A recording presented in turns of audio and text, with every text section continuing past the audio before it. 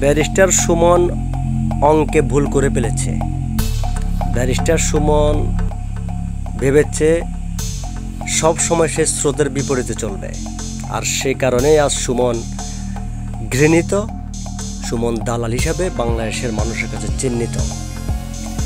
Barrister Suman যখন সংসদে দুর্নীতির বিরুদ্ধে কথা বলেছিল তখন দেশের 99% জনগণ তাকে সমর্থন করেছিল, কিন্তু সুমন যখন ছাত্রদের বিরুদ্ধে অবস্থান নিয়েছিল শেখ হাসিনার পক্ষ হয়ে, তখন 99% জনগণ তাকে ঘৃণা করতে শুরু করেছে, প্রত্যাখ্যান করেছে। সুমন কি বলেছে? যারা শেখ হাসিনাকে হত্যা করতে আসবে, সুমন সে ছাত্র জনতাকে হত্যা করবে।